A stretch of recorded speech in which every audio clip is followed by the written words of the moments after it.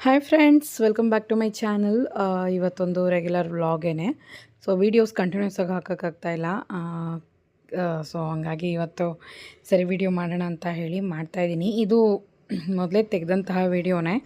ಸರಿ ರ್ಯಾಂಡಮಾಗಿ ಸಡನ್ನಾಗಿ ವೀಡಿಯೋ ಹಾಕೋಕ್ಕೆ ನನಗಾಗಲಿಲ್ವಲ್ಲ, ಸೊ ವೀಡಿಯೋಗಳೆಲ್ಲ ತೆಗೆದಿಟ್ಕೊಂಡಿದ್ದೆ. ಸರಿ ಇವತ್ತೊಂದು ಡೈಲಿ ವ್ಲಾಗ್ ಹಾಕೋಣ ಅಂತ ಹೇಳಿ ಹಾಕ್ತಾಯಿದ್ದೀನಿ. ಸೊ ಆಲ್ಮೋಸ್ಟ್ ಬಂದು ನನಗೆ ಹೇರ್ ಕೇರ್ಗೆ ಒಂದು ಸ್ವಲ್ಪ ಟೈಮ್ ತೊಗೊಳ್ಳೋಣ ಅಂತ ಹೇಳಿ ಒಂದು ಅರ್ಧ ಗಂಟೆ ಹೇರ್ ಕೇರ್ಗೆ ಅಂತ ನಾನು ತರಿಸ್ಕೊಂಡಂತಹ ಈ ಒಂದು ಪ್ರಾಡಕ್ಟ್ಸನ್ನೆಲ್ಲ ಮಿಕ್ಸ್ ಮಾಡ್ಕೊಳ್ತಾ ಇದ್ದೀನಿ. ಹೆನ್ನ ಸ್ವಲ್ಪ, ಆಮ್ಲ ಸ್ವಲ್ಪ, ಹೈಬಿಸ್ಕಸ್ ಸ್ವಲ್ಪ, ಮತ್ತು ಮೊದಲೇ ರೀತಾ ಪೌಡ್ರು ಅದೆಲ್ಲನೂ ಹಾಕಿದ್ದೆ. ಸೊ ಅದೆಲ್ಲನೂ ಹಾಕಿ ಭೃಂಗರಾಜ್, ನೆಕ್ಸ್ಟ್ ಬಂದು ಸೀಗೆಕಾಯಿ ಪೌಡ್ರು, ಒಟ್ಟು ಟೋಟಲ್ 6 ಸೆಟ್ ಬರುತ್ತೆ ಇದು. ಎಲ್ಲ ಸ್ವಲ್ಪ ಸ್ವಲ್ಪ ಹಾಕಿ ಕಲಸಿಟ್ಟು ಒಂದು 10 ನಿಮಿಷ ಬಿಟ್ಬಿಡಬೇಕು. ಅದು ಚೆನ್ನಾಗಿ ನಿಂತ್ಕೊಳ್ಳುತ್ತೆ. ಬರೀ ನೀರಲ್ಲಾದರೂ ಹಾಕ್ಕೋಬೋದು, ಇಲ್ಲ ಮೊಸರಲ್ಲಿ ಹಾಕ್ಕೋಬೋದು. ಆ್ಯಲೋವೆರಾ ಜೆಲ್ ಇದ್ದರೆ ಅದನ್ನು ಎಕ್ಸ್ಟ್ರಾ ಆ್ಯಡ್ ಮಾಡ್ಕೋಬೋದು. ನಮಗೆ ಎಲ್ಲ ಥರ ಬೆನಿಫಿಟ್ ಬೇಕು ಅಂತಂದಾಗ ನಾವು ಇದೆಲ್ಲನೂ ಸೇರಿಸ್ಬೇಕಾಗುತ್ತೆ. ಸೊ ನಾನು ಇವತ್ತು ತುಂಬ ದಿವಸ ಆಗಿತ್ತು ಹೇರ್ ಕೇರ್ ಮಾಡಿಕೊಂಡು, ಯಾಕೋ ಡ್ರೈ ಆಗೋಗಿತ್ತು. ಸರಿ ಒಂದು ಸ್ವಲ್ಪ ಹೇರ್ಗೂ ಸ್ಕಿನ್ಗೂ ಇವತ್ತೊಂದು ಸ್ವಲ್ಪ ಟ್ರೀಟ್ಮೆಂಟ್ ಮಾಡ್ಕೊಳ್ಳೋಣ ಮನೇಲಿ ಅಂತ ಹೇಳಿ ಮಾಡ್ಕೊಳ್ತಾ ಇದ್ದೀನಿ. ಇದೆಲ್ಲ ಸ್ವಲ್ಪ ಸ್ವಲ್ಪ ರೇಟೇ, ಜಾಸ್ತಿ ರೇಟದೆಲ್ಲ ಏನಿಲ್ಲ. ಎಲ್ಲ ಬಂದು ಇದು ಬಂದು ನಮಗೆ 125 ಗ್ರಾಮು ಒಂದೊಂದು ಬಾಟಲ್ ಬರುತ್ತೆ. ಇದು ನಾನು ಲಿಂಕ್ ನಿಮಗೆ ಪ್ರಾಡಕ್ಟಲ್ಲಿ ಕೊಡ್ತೀನಿ, ಬೇಕಂದರೆ ತೊಗೊಳ್ಳಿ, ಫ್ಲಿಪ್ಕಾರ್ಟ್ದು. ಸೊ ಇದನ್ನೆಲ್ಲ ಚೆನ್ನಾಗಿ ನೀಟಾಗಿ ಅಪ್ಲೈ ಮಾಡಿಬಿಟ್ಟು ತಲೆಗೆ ಒಂದು 1 ಅವರ್ ಬಿಟ್ಟರೆ ಒಳ್ಳೆಯದು. 1 ಅವರ್ ಬಿಟ್ಬಿಟ್ಟು ಆಮೇಲೆ ಬಂದು ನಾವು ಹೇರ್ ವಾಶ್, ನಾರ್ಮಲ್ ವಾಟ್ರಲ್ಲಿ ಹೇರ್ ವಾಶ್ ಮಾಡ್ಕೋಬೇಕು. ಹೇರ್ ವಾಶ್ ಮಾಡ್ಕೊಳ್ಳೋವಾಗ ಜಾಸ್ತಿ ಬಿಸಿ ಇರಬಾರ್ದು ನೀರು, ಮತ್ತು ಬಂದು ನಮಗೆ ತಲೆ ಬಿಸಿ ಬಿಸಿ ಹಾಕ್ಕೋಬಾರ್ದು. ಈ ಥರ ಹಾಕ್ಕೊಂಡಾಗ ಶ್ಯಾಂಪೂನು ಯೂಸ್ ಮಾಡೋ ಅವಶ್ಯಕತೆ ಇಲ್ಲ. ಚೆನ್ನಾಗಿ ಹಾಕ್ಕೊಂಡು ನೀಟಾಗಿ ಮಸಾಜ್ ಕೊಟ್ಬಿಟ್ಟು ಒಂದು ಸ್ವಲ್ಪ ಹೊತ್ತು ತಲೆನ ನೀಟಾಗಿ ಗಂಟು ಹಾಕ್ಬಿಟ್ಟು ಒಂದು ಅರ್ಧ ಗಂಟೆ, ತುಂಬ ಟೈಟಾಗೂ ಗಂಟು ಹಾಕಬಾರ್ದು, ಒಂದು ಅರ್ಧ ಗಂಟೆ ಇಲ್ಲ 1 ಅವರ್ ಟೈಮ್ ಇದ್ದರೆ ಬಿಟ್ಟು ನಾರ್ಮಲ್ ವಾಟ್ರಲ್ಲಿ ವಾಶ್ ಮಾಡಿಕೊಂಡು, ಜಾಸ್ತಿ ಡ್ರೈ ಆಗಿಬಿಟ್ರೆ ಅದನ್ನು ವಾಶ್ ಮಾಡೋದೂ ಕಷ್ಟ ಆಗುತ್ತೆ. ಒಂದು ಸ್ವಲ್ಪ ತೇವ ಇರೋವಾಗಲೇ ವಾಶ್ ಮಾಡಿಕೊಂಡ್ರೆ ಹೇರ್ ಬಂದು ನೀಟಾಗಿ ಮಾಯ್ಶ್ಚರಾಗಿ ಚೆನ್ನಾಗಿರುತ್ತೆ. ಹಾಗೆ ಬಂದು ಇವತ್ತು ಸೀಗಡಿ ಗೊಜ್ಜು ಮಾಡೋಣ ಅಂತ ಹೇಳಿ ಮಾಡ್ತಾಯಿದ್ದೀನಿ. ತುಂಬಾ ವರ್ಷ ಆಯಿತು, ವರ್ಷಾನುಗಟ್ಲೆ ಆಗೋಯ್ತಿದ್ದು ಮಾಡಿ. ಸೊ ಇದು ಬಂದು ನಾನು ಫಿಶ್ ತೊಗೊಂಬರಕ್ಕೆ ಹೋದಾಗ ಅಲ್ಲಿ ನನಗೆ ಅದೇ ಅಂಗಡಿಯಲ್ಲೇ ಸಿಕ್ಕಿತ್ತು. ಕರ್ಮೀನು, ಈ ಫಿಶ್ಶು ಮತ್ತು ಉದ್ದುದ್ದ ಕರ್ಮೀನು ಬರುತ್ತಲ್ಲ ಅದು, ಮತ್ತು ಇದು ಎಲ್ಲ ಸಿಕ್ಕಿತ್ತು. ಸೊ ಎಲ್ಲ ತೊಗೊಂಡೆ. ಇದು ಪಾಕೆಟ್ 80 ರೂಪಾಯಿ ಅನ್ಕೋತೀನಿ, ರೇಟ್ ನೆನಪಿಲ್ಲ ನನಗೆ. ಸೊ ಇದನ್ನು ಫುಲ್ಲು ಹಾಕಿ ನಾನು ಗೊಜ್ಜು ಮಾಡ್ತಾಯಿದ್ದೀನಿ. ಇದು ಫುಲ್ಲು ಹಾಕಿ ಗೊಜ್ಜು ಮಾಡಿದ್ರೂ ನೀಟಾಗಿ ಖಾಲಿ ಆಗುತ್ತೆ ನಮ್ಮ ಮನೇಲಿ. ಸೊ ಇದು ನನಗೆ ತುಂಬಾ ಫೇವ್ರೇಟು. ನಮ್ಮ ಮನೆಯವರು ಚೆನ್ನಾಗಿ ಇಷ್ಟವಾಗಿ ತಿಂತಾರೆ. ನನ್ನ ಚಿಕ್ಕ ಮಗನೂ ಇಷ್ಟವಾಗಿ ತಿಂತಾನೆ. ನನ್ನ ದೊಡ್ಡ ಮಗನಿಗೆ ಅಷ್ಟೊಂದು ಲೈಕ್ ಮಾಡಲ್ಲ ಇದನ್ನೆಲ್ಲ, ಆದರೆ ಬಲವಂತ ಮಾಡ್ತೀವಿ ಸ್ವಲ್ಪ ತಿನ್ಸೋದಕ್ಕೆ. ಸೊ ಇದು ಬಂದು ಫುಲ್ಲಾಗೆ ಪ್ಯಾಕ್ಡ್ ಪ್ರೋಟೀನ್. ಇದು ಚೆನ್ನಾಗಿ ಡ್ರೈ ಆಗಿರುತ್ತಲ್ಲ, ನಮಗೆ ಒಂದು ಒಳ್ಳೆ ಪ್ರೋಟೀನ್ ಸಿಗುತ್ತೆ. ಇದು ಸೀಗಡಿ, ಸಣ್ಣ ಸೀಗಡಿ. ಇದು ನಾವೇನು ಪ್ರಾನ್ಸ್ ತಿಂತೀವಿ ಅದರದ್ದು ತುಂಬ ಶಾರ್ಟ್, ಚಿಕ್ಕ ಚಿಕ್ಕ ಮರಿ ಅಂತಾರೆ. ಸೊ ಅದಿದು. ಸೊ ಅದನ್ನು ತಂದು ನೀಟಾಗಿ ಹುರ್ಕೋಬೇಕು. ಕೆಲವು ಟೈಮಲ್ಲಿ ಕಸ ಇರುತ್ತೆ, ಕಡ್ಡಿ ಇರುತ್ತೆ. ಒಂದು ಸರ್ತಿ ನೋಡಿಕೊಂಡು ನೀಟಾಗಿ ಒಂದು ದಪ್ಪ ತಳದ ಪಾತ್ರೆ ತೊಗೊಂಡು, ಇಲ್ಲ ಬಾಣಲಿ ತೊಗೊಂಡು ಎಣ್ಣೆ ಹಾಕಿದೆ ಮೀಡಿಯಮ್ ಫ್ಲೇಮಲ್ಲಿ ಬಿಸಿ ಆಗಿಬಿಡ್ಬೇಕು ಬಾಣಲಿ. ಅದಾದಮೇಲೆ ಹಾಕ್ಬಿಟ್ಟು ಮೀಡಿಯಮ್ ಫ್ಲೇಮ್ ಇಟ್ಕೊಂಡು ನೀಟಾಗಿ ಹುರ್ಕೋಬೇಕು. ಸ್ಮೆಲ್ ಘಮ ಅಂತ ಸ್ಮೆಲ್ ಬರುತ್ತೆ. ಇದು ಆಲ್ಮೋಸ್ಟ್ ಬಂದು ನಮ್ಮ ಹೆಣ್ಮಕ್ಳಿಗೆ ಪ್ರೋಟೀನ್ ಸೋರ್ಸ್ ಜಾಸ್ತಿ ಇದು. ಮತ್ತು ಬಾಣಂತಿಯರಿಗಂತೂ ಹಾಲು ಚೆನ್ನಾಗಾಗುತ್ತೆ. ನಮ್ಮಮ್ಮ ಬಂದು ಈ ಥರ ಮಾಡಿಬಿಟ್ಟು ಇದನ್ನು ಪೌಡ್ರ್ ಮಾಡಿ ಇಟ್ಬಿಡೋರು. ಒಂದು ಮಿಕ್ಸಿ ಜಾರಲ್ಲಿ ಪೌಡ್ರ್ ಮಾಡಿ ಒಂದು ಡಬ್ಬದಲ್ಲಿ ಹಾಕಿಟ್ಬಿಡೋರು. ನನಗೆ ಹೊಟ್ಟೆ ಹಸಿವು, ಇಲ್ಲ ಅಡುಗೆ ಮಾಡೋಕ್ಕಾಗಲಿಲ್ಲ, ನಮ್ಮಮ್ಮ ಎಲ್ಲೋ ಹೋಗಿ ಬಂದಿದ್ದರು, ಸಡನ್ನಾಗಿ ನಾವು ಅಮ್ಮನ ಕೈಲಿ ಅಡುಗೆ ಮಾಡೋಕ್ಕಾಗಲಿಲ್ಲ ಅಂದಾಗ ಇದನ್ನು ಬಿಸಿ ಬಿಸಿ ಅನ್ನ ಮಾಡಿ, ಇದನ್ನು ಒಂದು 2-3 ಸ್ಪೂನ್ ಪೌಡ್ರ್ ಹಾಕಿ, ಅದ್ರ ಮೇಲೆ 1 ಸ್ಪೂನ್ ತುಪ್ಪ ಹಾಕಿ, ಒಂದು ಅರ್ಧ ಟೀ ಸ್ಪೂನಷ್ಟು ಮೆಣಸಿನ ಪೌಡ್ರು, ಕಾಳು ಮೆಣಸಿನ ಪೌಡ್ರನ್ನ ಹಾಕಿ ಕೊಡೋರು. ಅಷ್ಟೇ ಟೇಸ್ಟ್ ಇರೋದು. ಯಾವ ಸಾರು ಬೇಡ, ಯಾವ ಪಲ್ಯ ಬೇಡ, ಹಾಲು ಮಾತ್ರ ಅಷ್ಟು ಚೆನ್ನಾಗಿ ಮಗುಗೆ ಕಟ್ತಾಯಿತ್ತು. ಸೊ ಇದು ಬಂದು ಅಷ್ಟೇ ಫೇವ್ರೇಟ್ ನನಗೆ. ಆಗ ಬಾಣಂತನದಲ್ಲಿ ತುಂಬಾ ತಿಂದಿದ್ದೀನಿ. ಈಗ ಬಂದು ರೇರ್ ಆಗೋಯಿತು. ಸೊ ಹಂಗಾಗಿ ಪರ್ಪಸ್ ಇಲ್ಲ ಅಲ್ವಾ, ಹಂಗಾಗಿ ರೇರ್ ಆಗೋಯಿತು. ಸರಿ ಮೊನ್ನೆ ನೋಡಿದಾಗ ತೊಗೊಳ್ಲೇಬೇಕು ಅಂತ ಹೇಳಿ ಫಿಶ್ ತೊಗೊಂಡೆ. ಸರಿ ಇವಾಗ ಒಂದು ಸ್ವಲ್ಪ ಚಿಕ್ಕದಾಗಿ ಗೊಜ್ಜು ಥರ ಮಾಡಿಬಿಟ್ರೆ ರೈಸ್ಗೆ ಇಷ್ಟವಾಗಿ ತಿಂತಾರೆ. ಸೊ ಹಂಗಾಗಿ ಇದನ್ನು ನಾನು ಪ್ರಿಪೇರ್ ಮಾಡಿಕೊಂಡೆ. ಇದು ಬಂದು ನಾನು ಹುಳಿ ಇಟ್ಟು ಮಾಡ್ತೀನಿ. ಧನಿಯಾ ಪೌಡರ್ ಆಗಲಿ, ಚಕ್ಕೆ ಲವಂಗ ಆಗಲಿ ಇಲ್ಲ. ಇದು ವೆಜ್ ಮಾಡ್ತೀವಲ್ಲ ಗೊಜ್ಜುಗಳು, ಹುಣಸೆಹಣ್ಣು ಹಾಕಿ ಆ ಥರನೇ ಮಾಡೋದು. ಟೇಸ್ಟ್ ಮಾತ್ರ ತುಂಬ ಚೆನ್ನಾಗಿರುತ್ತೆ. ಒಂದು 2-3 ಸ್ಪೂನಷ್ಟು ಕಡಲೆ ಎಣ್ಣೆ, ಅದರ ಜೊತೆಗೆ ಸ್ವಲ್ಪ ಸಾಸಿವೆ, ಜೀರಿಗೆ, ಕರಿಬೇವಿನ ಸೊಪ್ಪು ಮತ್ತು ಈರುಳ್ಳಿ, ಟೊಮ್ಯಾಟೊ ಇದನ್ನೆಲ್ಲ ಚೆನ್ನಾಗಿ ನೀಟಾಗಿ ಫ್ರೈ ಮಾಡ್ಕೋಬೇಕು. ಹುಣಸೆಹಣ್ಣು ಫಸ್ಟೇ ನೆನೆಯೋದಕ್ಕೆ ಇಟ್ಬಿಡಬೇಕು. ಇವತ್ತಿನ ವಿಡಿಯೋ ಜೊತೆಗೆ ಕೆಲವೊಂದು ಮೋಟಿವೇಶನ್ ಟಿಪ್ಪು. ಹೆಣ್ಮಕ್ಳು ಬಂದು ಯಾರಿಗೂ ಅಷ್ಟೇ ಮೇಲೆ ಬಿದ್ದು ಹೆಲ್ಪ್ ಮಾಡೋಕ್ಕೆ ಹೋಗಬಾರ್ದು. ಇದು ಲೇಟಾಗಿ ಅರ್ಥ ಆಗುತ್ತೆ ಎಲ್ಲರಿಗೂ ಅಷ್ಟೇ ಲೈಫಲ್ಲಿ.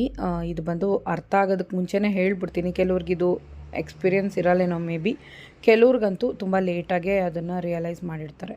ಮೇಲ್ ಬಿದ್ದು ಹೆಲ್ಪ್ ಮಾಡೋಕ್ಕೆ ಹೋಗಬೇಡಿ. ತುಂಬ ಬಲವಂತ ಮಾಡಿ ನಿಮ್ಮನ್ನು ಹೆಲ್ಪ್ ಕೇಳಿದ್ರು ಕೂಡ ಸ್ವಲ್ಪ ಯೋಚನೆ ಮಾಡಿ. 100% ಹೆಲ್ಪ್ ಮಾಡೋದಕ್ಕಿಂತ ಒಂದು 60% ಹೆಲ್ಪ್ ಮಾಡಿ. ಅಂದರೆ ನಿಮ್ಮನ್ನು ಬಂದು ತುಂಬ ಬೇಲಾಡಿ ಅದು ಹೆಲ್ಪ್ ಬಂದು ನಿಮಗೆ ಅವ್ರಿಗೆ ಕೆಲಸ ಮಾಡಿಕೊಡೋದಕ್ಕಾಗಿರ್ಬೋದು, ಇಲ್ಲ ಮಗುನ ನೋಡ್ಕೊಳ್ಳೋ ವಿಷಯದಲ್ಲಾಗಿರ್ಬೋದು, ಇಲ್ಲ ಅಂತಂದರೆ ಅವ್ರಿಗೆ ಆರೋಗ್ಯ ಸಮಸ್ಯೆ ಅಂತ ಹೇಳಿದಾಗಿರ್ಬೋದು, ಇಲ್ಲ ದುಡ್ಡಿನ ವಿಷಯದಲ್ಲಾಗಿರ್ಬೋದು, ಇಲ್ಲ ಜೊತೇಲಿ ಎಲ್ಲಾದರೂ ಈಚೆ ಹೋಗಿ ಬರೋದಾಗಿರ್ಬೋದು. ಇದರಲ್ಲಿ ಬಂದು ಮೇಲ್ ಬಿದ್ದು ಜಾಸ್ತಿ ಮಾಡೋಕ್ಕೆ ಹೋಗಬಾರ್ದು. ಈಗ ಯಾರ ಮನೆಗೂ ಹೋಗ್ತೀರಾ, ಫ್ರೆಂಡ್ ಆಗಿರ್ತಾರೆ, ಅಷ್ಟೋ ಇಷ್ಟೋ ಫ್ರೆಂಡ್ ಆಗಿರ್ತಾರೆ, ಅವರು ನಿಮ್ಮನ್ನು ಚೆನ್ನಾಗೇ ಮಾತಾಡ್ತಿರ್ತಾರೆ.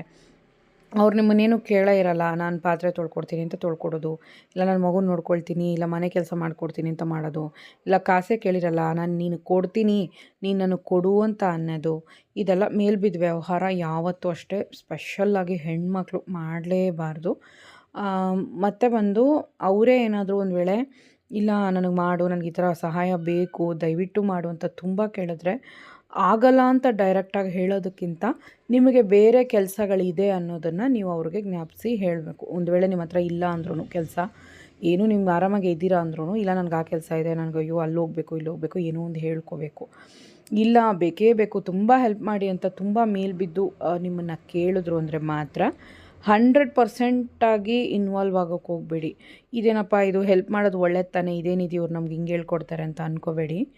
ಯಾಕಂದರೆ ತುಂಬ ಜನ ಬಂದು ಒಳ್ಳೆ ರೀತಿಯಾಗೂ ನಮ್ಮ ಹತ್ರ ಹೆಲ್ಪ್ ತೊಗೋತಾರೆ. ಕೆಲವ್ರು ಬಂದು ಮನಸ್ಸಲ್ಲಿ ಕುತಂತ್ರವನ್ನು ಇಟ್ಕೊಂಡು ಹೆಲ್ಪ್ ತೊಗೋತಾರೆ. ಒಂದಿಲ್ಲ ಒಂದಿನ ನೀನೇನು ಮಾಡಿದ್ದು ನನಗೆ, ನೀನೇನು ಮಾಡಿಲ್ಲ, ನೀನು ನನಗೆ ಹಣನೇ ಕೊಟ್ಟಿಲ್ಲ, ನೀನು ನನಗೇನು ಹೆಲ್ಪೇ ಮಾಡಿಲ್ಲ, ನೀನೇನು ಮಾಡಿದ್ಯಾ ನನಗೆ ಅನ್ನೋ ಮಾತು ಬರುತ್ತೆ. ಯಾಕಂದರೆ ಈಗಿನ ಕಾಲದಲ್ಲಿ ಜನರಿಗೆ ತುಂಬ ನಿಯತ್ತು ಕಮ್ಮಿ ಆಗ್ತಾಯಿದೆ. ಹಾಗಾಗಿ ನಮ್ಮ ಹುಷಾರಲ್ಲಿ ನಾವಿರಬೇಕು. ಆವಾಗ ನಾವು ಮನಸಾರೇನೂ ಸಫರ್ ಆಗ್ತೀವಿ, ಫಿಸಿಕಲಾಗೂ ಸಫರ್ ಆಗ್ತೀವಿ, 1-2-3 ದಿನ ಡಿಪ್ರೆಷನ್ಗೂ ಹೋಗ್ತೀವಿ. ಸೊ ಹಾಗಾಗಿ ಜಾಸ್ತಿ ಮಾಡೋಕ್ಕೆ ಹೋಗಬೇಡಿ ಹೆಲ್ಪು. ಈಗ ತುಂಬ ಬೇಲಾಡಿ ಕೇಳ್ತಿದ್ದಾರೆ ಅಂದರೆ ಅವ್ರಿಗೆ ನಿಮ್ಮ ನೀಡ್ ಇದೆ ಅಂದಾಗ ಒಂದು ಸ್ವಲ್ಪ 100% ಬೇಡ ಮಾಡಬೇಡಿ ಅಂತ ನಾನು ಹೇಳ್ತಾ ಇಲ್ಲ. ತುಂಬ ಕಂಪಲ್ ಮಾಡಿದಾಗ ಒಂದು ಸ್ವಲ್ಪ ಹೆಲ್ಪ್ ನನ್ನಿಂದ ಆಗೋದಿಷ್ಟೇ, ಸಾರಿ ನನ್ನ ಕೆಲಸ ಇದೆ, ಬೇರೆ ನೋಡು, ನೀನು ಬೇರೆ ಯಾರನ್ನಾದರೂ ಕೇಳು ಅಂತ ಹೇಳಿ ಆ ಜಾಗದಿಂದ ಹೊರಗೆ ಬಂದುಬಿಡಿ. ಯಾಕಂದರೆ ತುಂಬ ಜನ ನಾವೇನೇ ಹೆಲ್ಪ್ ಮಾಡಿದ್ರೂ ಬೇರೆ ಥರ ಇಟ್ಟು ಏನಾದರೂ ಮಾತಾಡ್ಬಿಡ್ತಾರೆ, ಇಲ್ಲ ನೀನೇನು ಮಾಡೇ ಇಲ್ಲ ಅಂತಲೂ ಅಂತಾರೆ, ಇಲ್ಲ ಇವತ್ತಿಲ್ಲ ನಾಳೆ ನೀನು ಏನು ಮಾಡಿಬಿಟ್ಟಿದ್ಯಾ, ಈಗೇನು ನಿನ್ಗೆ ಅದಕ್ಕೆ ದುಡ್ಡು ಕೊಡಬೇಕಾ, ಬೇಕಾದರೆ ದುಡ್ಡು ಕೊಡ್ತೀನಿ ತೊಗೊಂಡೋಗು ಅಂತ ಕೂಡ ಅಂತಾರೆ. ಸೊ ದುಡ್ಡಲ್ಲಿ ಅಳೆದ್ಬಿಡ್ತಾರೆ ನಿಮ್ಮ ಹೆಲ್ಪನ್ನು. ಇದು ಮೇ ಬಿ ಈ ವಿಡಿಯೋ ನೋಡೋರಿಗೆ ಅರ್ಥ ಆಗಿರ್ಬೋದು. ಯಾಕಂದರೆ ನನಗೂ ಈ ಥರ ಆಗಿದೆ, ನನಗೂ ಈ ಥರ ಅನುಭವ ಆಗಿದೆ ಅಂತ ನೀವು ಅಂದ್ಕೊಂಡಿದ್ರೆ ಖಂಡಿತವಾಗ್ಲೂ ಕಮೆಂಟಲ್ಲಿ ತಿಳಿಸಿ. ಯಾಕಂದರೆ ಬೇರೆಯವ್ರಿಗೆ ಇದು ಹೆಲ್ಪ್ ಆಗುತ್ತೆ ಕಮೆಂಟ್ ಓದೋರಿಗೆ. ಸೊ ನಾನು ಬಂದು ಯಾಕೆ ಇದನ್ನು ಹೇಳ್ತಿದ್ದೀನಿ ಅಂದರೆ ಓನ್ ಎಕ್ಸ್ಪೀರಿಯನ್ಸು ಇರಬಹುದು, ಬೇರೆಯವ್ರನ್ನ ನೋಡಿನೂ ಇರಬಹುದು. ಸೊ ಹಂಗಾಗಿ ನಾನು ಹೇಳ್ತಾ ಇರೋದು ಅಷ್ಟೇ. ಮೇಲ್ಬಿದ್ದು ವ್ಯವಹಾರ, ಮೇಲ್ಬಿದ್ದು ಜಾಸ್ತಿ ಮಾತಾಡಿಸೋದು, ಮೇಲ್ಬಿದ್ದು ಸಹಾಯ ಮಾಡೋದು, ನಿಮ್ಮ ಜ್ಯುವೆಲ್ಸ್ನ ಅವ್ರಿಗೆ ಕೊಡೋದು, ನಿಮ್ಮ ಸ್ಯಾರೀಸ್ನ ಅವ್ರಿಗೆ ಶೇರ್ ಮಾಡೋದು, ದುಡ್ಡನ್ನು ಕೊಡೋದು, ಮನೇಲಿ ಗೊತ್ತಿಲ್ಲದೆ ದುಡ್ಡುಗಳನ್ನು ಕೊಡೋದು, ಆಮೇಲೆ ಅವರು ಕೊಟ್ಟಿಲ್ಲ ಅಂದಾಗ ಹೇಳ್ತಾರಲ್ಲ ಕಳ್ಳನಿಗೆ ಚೇಳು ಕಚ್ಚಿದಂಗೆ ಅಂತ, ಕಿರ್ಚಂಗೂ ಇಲ್ಲ, ಕೂಗಂಗೂ ಇಲ್ಲ, ಸುಮ್ಮನಿರಂಗೂ ಇಲ್ಲ, ಹಂಗಾಗ್ಬಿಡತ್ತೆ. ಇನ್ನು ಮನೇಲಿ ಗೊತ್ತಾದರೆ ಅದಕ್ಕೂ ಬೈಗುಳ ತಪ್ಪಿದ್ದಿಲ್ಲ. ನನಗೆ ಹೇಳಿದೆ ನೀನು ಮಾಡಿದ್ಯಾ, ಇನ್ನೂ ಎಷ್ಟು ಮಾಡಿದ್ಯಾ ಅಂತ ಮನೇಲಿ ಅನ್ಸ್ಕೋತೀವಿ. ಒಂದು ವೇಳೆ ನಾವು ಗೊತ್ತಾಗಿ ಮಾಡಿದ್ರೂ ನಿನ್ನಿಂದನೇ ಆಗಿದ್ದು ಅಂತ ಮನೆಯಲ್ಲೂ ನಮಗೆ ರಿಟರ್ನ್ ಬಾಣನೇ ಬರೋದು. ಸೊ ಹಾಗಾಗಿ ಆದಷ್ಟು ಮೇಲ್ಬಿದ್ದು ವ್ಯವಹಾರಗಳು ಮಾಡೋಕ್ಕೆ ಹೋಗಬೇಡಿ. ಸೊ ಮನೆ ಮೇಲೆ ತೆಂಗಿನಕಾಯಿ ಹೊಡ್ಕೊಂಬರೋಣ ಅಂತ ಹೇಳಿ ಸಾರಿಗೆ ಅಂತ ಹೊಡ್ಕೊಂಬರಕ್ಕೆ ಹೋದೆ. ಇದೇ ಫಸ್ಟ್ ಟೈಮು ನಾನು ಹೊಡೆದಿದ್ದ ತಕ್ಷಣ ಹೂವು ಕಾಣಿತ್ತು. ಯಾವುದೇ ರೀತಿ ಮೊಳಕೆ ಹೊರಗಡೆ ಕಾಣಲಿಲ್ಲ. ಮೇ ಬಿ 1 ಮಂತ್ ಏನಾದರೂ ಹಾಗೆ ಬಿಟ್ಟಿದ್ದಿದ್ರೆ ಮೊಳಕೆ ಬರ್ತಿತ್ತೇನೋ. ಬಿಸಿಲಲ್ಲಿ ಒಣಗಿದ್ದಂತಹ ಒಂದು ಕಾಯಿದು. ಒಂದು ಕಡೆ ಬೇಜಾರು ಆಯಿತು, ಒಂದು ಕಡೆ ಖುಷಿನೂ ಆಯಿತು. ಸರಿ ನಮ್ಮ ಮನೆಯವರು ನೋಡ್ಕೊಂಡು ಹೊಡೆಯೋದಲ್ವ ಅಂದರು. ಖಂಡಿತವಾಗ್ಲೂ ಇದು ನನಗೆ ಗೊತ್ತಾಗಲೇ ಇಲ್ಲ, ಯಾಕಂದರೆ ನೋಡಿ ಇಲ್ಲಾಂದರೆ ನಾನು ಹೊಡಿತಾನೆ ಇರಲಿಲ್ಲ ಇದು. ಸೊ ಮೇ ಬಿ ಇದು ಗುಡ್ ಸೈನ್ ಆಗಿತ್ತು ನನಗೆ. ಸರಿ ಆಯಿತು ಅಂತೇಳಿ ಪಾಸಿಟಿವ್ ಆಗಿ ತೊಗೊಂಡೆ. ಯಾಕಂದರೆ ತೆಂಗಿನಕಾಯಿಗಳನ್ನು ಭೂಮಿಯಲ್ಲಿಟ್ಟರೆ ಇಲ್ಲ ನೀರಲ್ಲಿಟ್ಟರೆ ಮಾತ್ರನೇ ಅದು ಮೊಳಕೆ ಎಲ್ಲ ಚೆನ್ನಾಗಿ ಒಡೆಯೋದು. ಬಟ್ ಇದು ಬಿಸಿಲಲ್ಲಿ ಮಳೆಯಲ್ಲಿ ನೆಂದು ಒಣಗಿದಂಥ ಕಾಯಿ. ಸರಿ ಆಯಿತು, ಎಲ್ಲೋ ಒಂದು ಕಡೆ ಹರ್ಟ್ ಆಯಿತು ನನಗೆ. ಮೇ ಬಿ ಒಂದು ಗಿಡನೇ ನಾನು ಹಾಳು ಮಾಡಿದ್ನಲ್ಲ ಅಂತ. ಸರಿ, ಅದು ತೆಂಗಿನಕಾಯಿನ ಕೂಡ ನನ್ನ ಕೈಲಿ ಯೂಸ್ ಮಾಡ್ಕೊಳಕ್ಕಾಗಲೇ ಇಲ್ಲ. ಹಾಗೆ ಅದು ಯಾಕಂದರೆ ಅದು ಟೇಸ್ಟು ವಿಯರ್ಡಾಗಿತ್ತು, ಸೊ ಹಂಗಾಗಿ ಯೂಸ್ ಮಾಡಲಿಲ್ಲ. ಹಾಗೆ ಬಂದು ಅಮೆಝಾನಲ್ಲಿ ಡೇಟ್ಸ್ ಆರ್ಡ್ರ್ ಮಾಡಿದ್ದೆ. ಇದು 1.5 kg ಬರುತ್ತೆ. 400 ಚಿಲ್ಲರೆಗೆ ಬಿದ್ದಿತ್ತು. 427 ರೂಪಾಯಿನೋ ಬಿದ್ದಿತ್ತು ನನಗೆ ಇದ್ರ ರೇಟು. ಸೀಡ್ಲೆಸ್ಸು, ಬಟ್ ಅದಕ್ಕೆ ಅಂತ 100% ಸೀಡ್ಲೆಸ್ ಏನಲ್ಲ. ಸ್ವಲ್ಪ ಸೀಡ್ ಅಲ್ಲಲ್ಲಿ ಸಿಗುತ್ತೆ, ನೋಡ್ಕೊಂಡು ಯೂಸ್ ಮಾಡಬೇಕು. ಯಾಕಂದರೆ ಕೆಲವು ಟೈಮಲ್ಲಿ ಸೀಡ್ ಇಲ್ಲ ಅಂತ ಧೈರ್ಯವಾಗಿ ಬಾಯಲ್ಲಿ ಹಾಕ್ಕೊಂಡು ಜೋರಾಗಿ ಕಚ್ತೀವಿ, ಅದು ಖಂಡಿತವಾಗ್ಲೂ ನಮ್ಗೆ ಹರ್ಟ್ ಆಗುತ್ತೆ. ನೋಡಿಕೊಂಡು ಇದನ್ನು ತಿನ್ನಬೇಕು. ಲಯನ್ ಡೇಟ್ಸು ಕ್ವಾಲಿಟಿಯಾಗಿದೆ. ಬೇರೆ ಬ್ರ್ಯಾಂಡು ತೊಗೊಂಡು ಯೂಸ್ ಮಾಡಿದ್ದೀನಿ, ಬಟ್ ಸ್ವಲ್ಪ ರೇಟ್ ಹೈ. ಇದು ಓಕೆ ಅನ್ನಿಸ್ತು, ಚೆನ್ನಾಗಿತ್ತು. ಮೂರು ಬರುತ್ತೆ, 500 ಗ್ರಾಮ್ದು. ಸೊ ಇದನ್ನು ತೊಗೊಂಡೆ. ಹಾಗೆ ಬಂದು ಅಮೆಝಾನಿಂದ ಹಿಮಾಲಯ, ನನ್ನ ಮಗನಿಗೆ ಒಂದು ಸ್ವಲ್ಪ ಪಿಂಪಲ್ಸ್ ಎಲ್ಲ ಜಾಸ್ತಿ ಆಗಿಬಿಟ್ಟಿತ್ತು ಸ್ಕಿನ್ನಲ್ಲಿ. ಸೊ ಹಾಗಾಗಿ Himalaya purifying neem face wash ತೊಗೊಂಡಿದ್ದೆ. ಚೆನ್ನಾಗಿ ವರ್ಕ್ ಆಯ್ತಿದ್ದು, ಚೆನ್ನಾಗಿ ಗುಳ್ಳೆ ಎಲ್ಲ ಕಮ್ಮಿ ಆಗಿದೆ. ನನಗೂ ಅಷ್ಟೇ ಪಿಂಪಲ್ಸ್ ಎಲ್ಲ ಜಾಸ್ತಿ ಬರೋವಾಗ ನಾನು ಅದನ್ನೇ ಯೂಸ್ ಮಾಡ್ತಿದ್ದು. ಪಿಂಪಲ್ ಹೋಗಬೇಕು ಅಂದರೆ ನೀವು ಜಾಸ್ತಿ ರೆಮಿಡೀಸ್ಗೆ ಹೋಗೋದಕ್ಕಿಂತ ನೀವು ಹಿಮಾಲಯ ನಿಮ್ಮ ಫೇಸ್ ವಾಶ್ ರೆಕಮೆಂಡ್ ಮಾಡ್ತೀನಿ ನಾನು. ಎಲ್ಲರಿಗೂ ಅದು ವರ್ಕ್ ಆಗುತ್ತೆ. ಪಿಂಪಲ್ ಕಡಿಮೆ ಆಗಿಬಿಟ್ರೆ ಬಿಟ್ಬಿಡಿ, ಯೂಸ್ ಮಾಡಬೇಡಿ. ಪಿಂಪಲ್ ಏನಾದರೂ ಒಂದು 2 ದಿನ ಅಲ್ಲೇ ಇರಬೇಕಾ ಅಂದರೆ ಕಂಟಿನ್ಯೂಸ್ ಆಗಿ ಯೂಸ್ ಮಾಡಿ. ಹಾಗೆ ಹ್ಯಾಪಿ ಪ್ಲ್ಯಾನೆಟದು ನಾನು ಟ್ರೆಂಡಿಂಗಲ್ಲಿ ಇತ್ತಲ್ವ, ಸೊ ಇದೊಂದು ಟ್ಯಾಬ್ಲೆಟ್ ಒಂದು ತರಿಸ್ಕೊಂಡೆ. 8 ಬಂದಿತ್ತು ಇದರಲ್ಲಿ. 200 ಚಿಲ್ಲರೆ ಇದು ತರಿಸ್ಕೊಂಡೆ ನಾನು. ಬಟ್ ಅಷ್ಟೊಂದು ಸ್ಯಾಟಿಸ್ಫ್ಯಾಕ್ಷನ್ ಆಗಲಿಲ್ಲ. ಟ್ರೆಂಡಿಂಗ್ ವೀಡಿಯೋದಲ್ಲಿ ತೋರಿಸೋ ಅಷ್ಟು, ಇನ್ಸ್ಟಾದಲ್ಲೆಲ್ಲ ತೋರಿಸೋ ಅಷ್ಟು ಹೋಗುತ್ತಾ ಕೊಳೆ ಗಲೀಜು ಹೋಗುತ್ತಾ ವಾಷಿಂಗ್ ಮಿಷಿನಲ್ಲಿ ಅಂದರೆ ಒಂದು 100%ಗೆ 40% ಕೊಡ್ತೀನಿ ನಾನು. ಯಾಕಂದರೆ ಅಷ್ಟೆಲ್ಲ ಏನು ಹೋಗಲಿಲ್ಲ, ಅಷ್ಟೆಲ್ಲ ಏನಿದು ಎಫೆಕ್ಟಾಗಿ ವರ್ಕ್ ಆಗಲಿಲ್ಲ. ಮೇ ಬಿ 8 ಟ್ಯಾಬ್ಲೆಟು ಖಾಲಿ ಮಾಡಬೇಕೇನೋ ಗೊತ್ತಿಲ್ಲ. 1 ಟ್ಯಾಬ್ಲೆಟು 2 ಟ್ಯಾಬ್ಲೆಟಲ್ಲೇ ನನಗೆ ಅಷ್ಟೊಂದು ಎಫೆಕ್ಟಿವ್ ಅಂತ ಅನಿಸ್ಲಿಲ್ಲ. ಯೂಸ್ ಮಾಡಿದೆ ನಾನು. ಹಾಗೆ ಬಂದು ಒಳಗಡೆ ಈ ಸೈಡಲ್ಲೆಲ್ಲ ಇರುತ್ತಲ್ಲ, ಅದೆಲ್ಲ ಅದರಲ್ಲೂ ಕೊಳೆ ಇತ್ತು. ಪ್ರೀವಿಯಸ್ ವೀಡಿಯೋದಲ್ಲಿ ಹಾಕಿದ್ದೀನಿ ನಾನು ವರ್ತಾ ಅಂತ ಹೇಳಿ. ಹಾಗೆ ಮತ್ತೆ ನಾನು ಇದೆಲ್ಲ ವಾಶ್ ಆದಮೇಲೆ ನೀಟಾಗಿ ಒಂದ್ಸಲಿ ಒರೆಸ್ಕೊಂಡೆ. ಓಕೆ ಫ್ರೆಂಡ್ಸ್, ಇವತ್ತಿನ ವೀಡಿಯೋ ನಿಮ್ಗೆ ಏನು ಅನ್ನಿಸ್ತು ಅಂತ ಕಮೆಂಟ್ ಮಾಡಿ. ಟೇಕ್ ಕೇರ್, ಬಾಯ್.